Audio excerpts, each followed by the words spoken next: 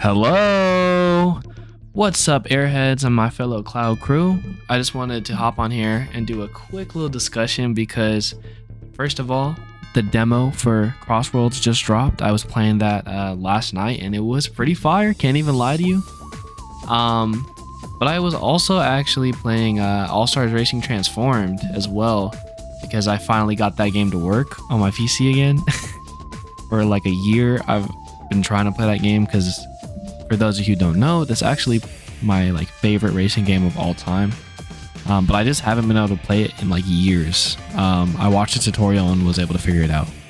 But anyways, what I really wanted to discuss is I was low-key wrong about the flying in CrossWorlds. I don't know why, but I was just trying to drift all over the place in both the closed network test and the open network test. But when I got back into Transformed, I remembered, bro, I did not drift a lot in the air. I think the philosophies of the games are just a little bit different, right? All the tracks in Transformed are a lot more open-ended. It's a linear path, but there's there's a bunch of different pathways you can take at all times.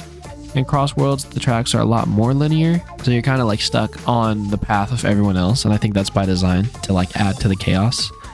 The biggest difference I really want to say between the two games is the tricks.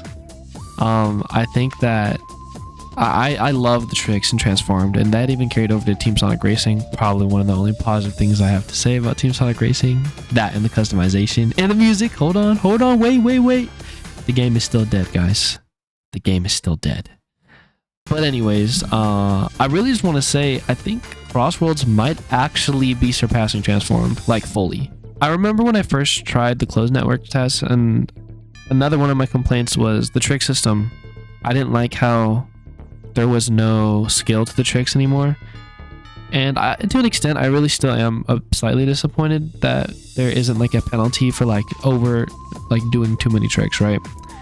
But also at the same time, after getting back into Transformed, I sort of realized that skill gap in Transformed is kind of what what stopped it from becoming a mainstream racing game. Although it's something that I grew to love, the reason why Transformed is probably my favorite racing game of all time is just that it gave me a very similar feeling to when I finally figured out how to play Sonic Riders Zero Gravity for the first time. It was unlike any racing game I've ever played before. And Transformed, although being more similar to traditional racers, that skill gap with the tricks, learning to drift in Transformed, that's the game that taught me how to drift in basically all racing games, right, going forward. A lot of that game has slowdown. Dude, people were complaining about penalties, as far as getting hit by an item in CrossWorlds. Holy crap, did I forget how devastating some of the items were in Transformed. When you get hit by something in Transformed, you basically die.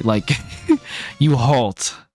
Although you can gain so much more speed in Transformed and maintain that, and that's part of the skill curve. I'm fine with them changing the tricks. I just wish that they would have put the tricks on the right stick like it has been in all the Sumo Digital games. I don't know why they switched it to the same stick that you move with. I'm glad they fixed the trick animations because during the closed network test and before footage, the tricks looked so spazzy, but they look a lot cleaner now, even with the fast tricks on.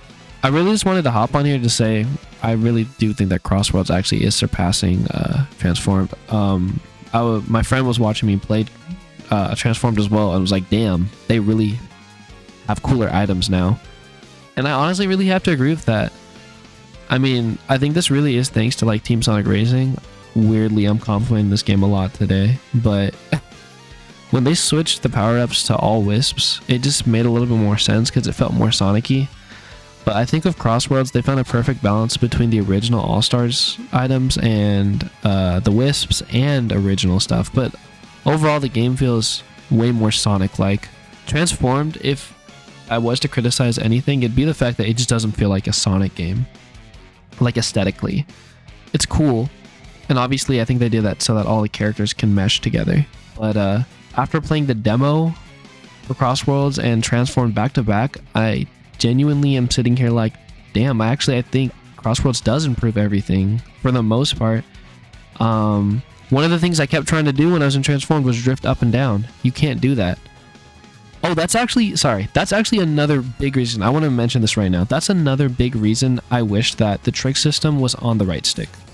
Because I really do think if they were to bring back any of the way tricks behave from Transformed, it'd be the way that you can do tricks in the air. The little aerial, like changing your direction.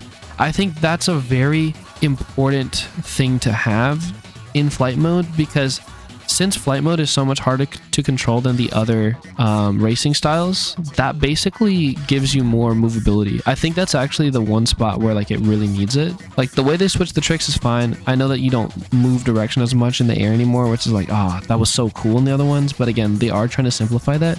I just think that the air should have air tricks again, going like flipping or doing like barrel rolls or flipping up and down.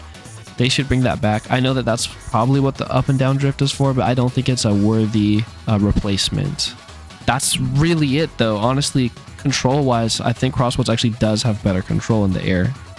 And also, I guess just like most of the air, like track design is just more linear. It's less like expecting you to go all over the place, so it doesn't need to be as crazy. I don't know. So that's really just a minor nitpick.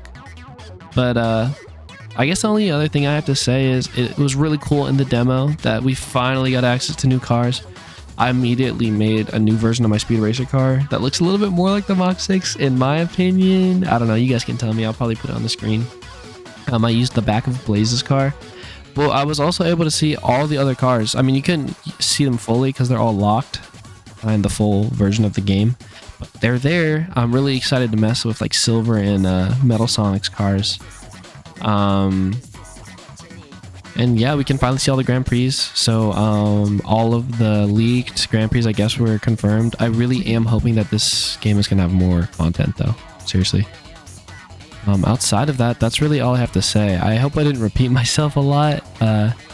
Thanks again for all my new viewers for watching my videos. If you guys really mess with my vibe or whatever, I'm trying to, I guess, have a lot more freeform content like this. And yeah, please like and subscribe if you want to see more. Join the Cloud Crew. Guys, don't just be an airhead, alright? Anyways, this is McZeTKB signing off.